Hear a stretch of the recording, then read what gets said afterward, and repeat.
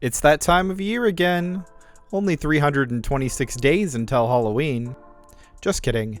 I know that we're all going into the Christmas season, and you're probably thinking I'll review something like Krampus, A Christmas Horror Story, or Jack Frost. Nah, I'm gonna keep it Halloween this month. Let's talk about Haunt. Haunt is a slasher film that takes place on Halloween in an extreme haunted house attraction. The cast of this haunted house are picking off the protagonists one by one until the protagonists decide to fight back. Honestly, it sounds like a great concept to me. Reminds me of that McCamey Manor, you know, the one where they practically torture you in real life for a scare. A little extreme for me, to be honest. So why has this never been done before? Oh wait, it has. Funhouse, Hellfest, Extremity. Now, the haunted house attraction in this movie isn't McCamey Manor extreme, but you do get killed if you go in, so there's that. Extremity tries really hard to do the McCamey Manor thing, and fails miserably. It's a really shitty movie. I also want to point out how few horror movies actually take place on Halloween. I think I can count them on one hand. Let's see, there's Halloween, Halloween 2, Halloween 3, Season of the Witch. Okay, excluding the Halloween series, there's Trick or Treat, Tales from the Halloween, 31, Night of the Demons, and Poltergeist. I also want to note that this film was written and directed by Scott Beck and Brian Woods. You know, the guys who wrote A Quiet Place. And also produced by Eli Roth. Haunt starts with a group of college girls getting ready to go to a party at a bar. They meet up with some boys at the bar, go to the extreme haunted house, and get killed off one by one before Red and Baseball Bat Boy turns the tables and starts killing them off one by one. Simple, right? I also want to note that most of the retaliation kills are kind of in a self-defense nature, as opposed to them taking it to the bad guys, like in You're Next or my favorite horror film of the last 3 years, Ready or Not. Oh, and it's also super important that you know that Red's got an abusive dad and boyfriend. We'll get into that. So let's meet the cast. Well, there's Red, cat girl. Why does everyone dress up as a cat for Halloween? The nurse, who's studying to be a real nurse, the girl who's afraid of spiders, funny, fat, angry, douchey friend, and Baseball Bat Boy. I don't know their actual names, wasn't interested enough to learn them. All in all, our heroes aren't that interesting. I will admit that they don't act stupid like most protagonists of horror films, aside from 1 or 2 scenes, and I really feel like these are real, everyday Janes and Joes in college. The romance angle is actually good, too. These people actually seem like they're interested in each other, and work well together. And then there's the fat angry friend.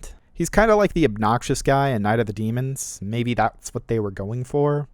I don't know. Just watch this. Little Red Riding Hood. Bullshit! Evan, Sick of this shit. What the fuck are you doing, dude? the fuck are you supposed to be anyways? What do you mean, what the fuck am I supposed to be? Yeah. Front half of a human centipede.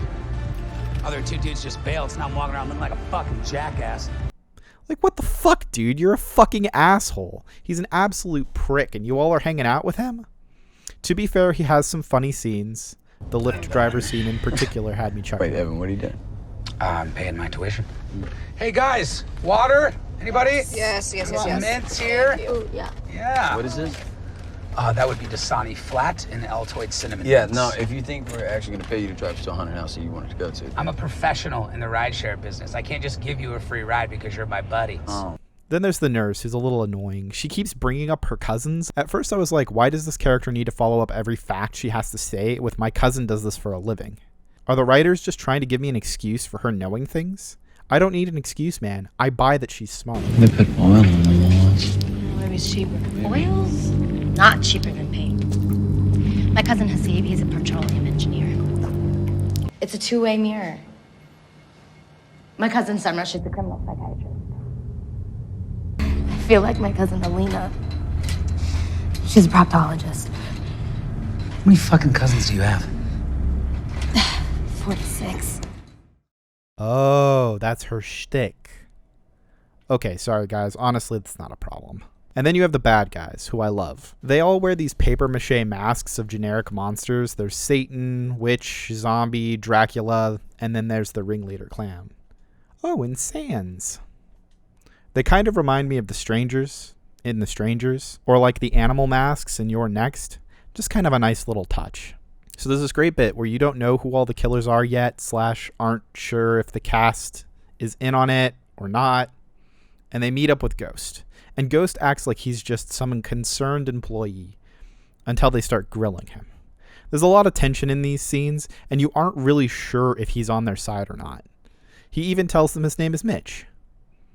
Wait, is that you under there, Mitch McConnell?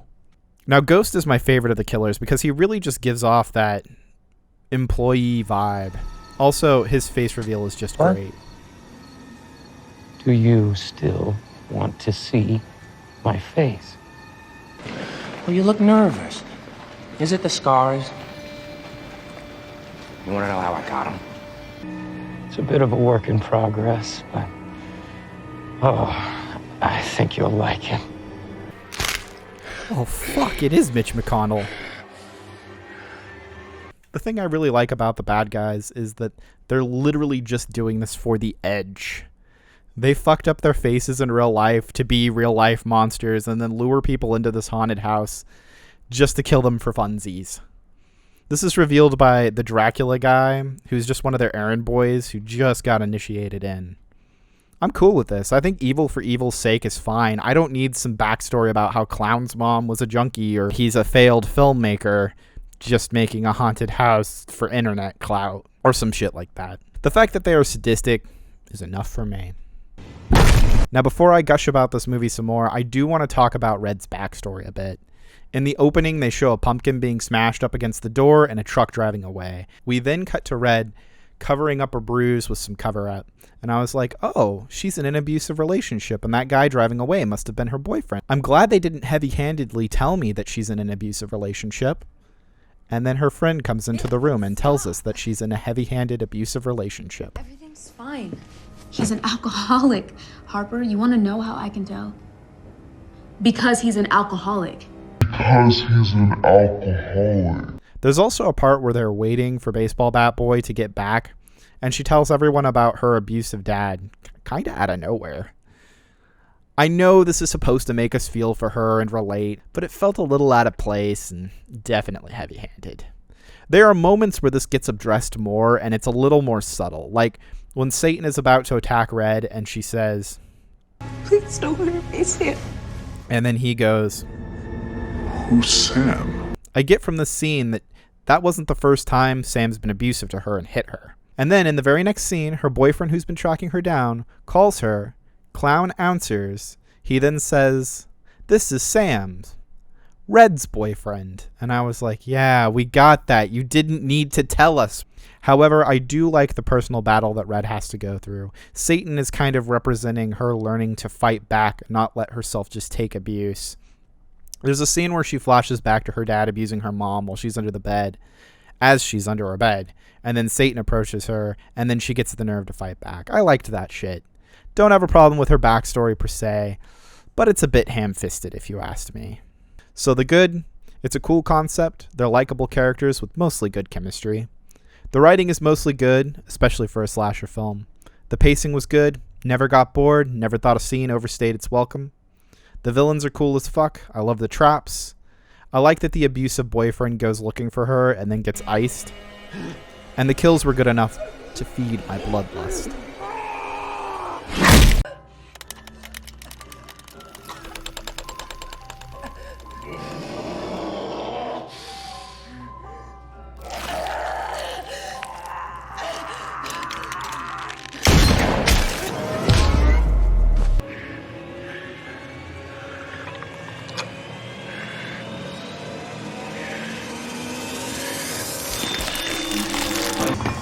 Oh, and that ending bit where she kills Clown puts a smile on my face. Let's take off your mask. Negatives? A few little things here and there felt forced and ham-fisted. It's a fairly predictable movie. There's this bit where they send Sans in to fight Red, and it turns out to be Red's friend. I kind of saw that coming, mate. Oh, and the obnoxious fat guy was mostly unlikable. I'm not sure that's a negative, though. Han is a fun slasher film that you can just sort of check out of. And that's not necessarily a bad thing. It's the kind of movie you put on with your friends during a Halloween party or kickback, and just enjoy the ride. There's a lot to enjoy here, and there's certainly a lot of worse slasher films that you could waste your time on. Overall, 4 out of 5.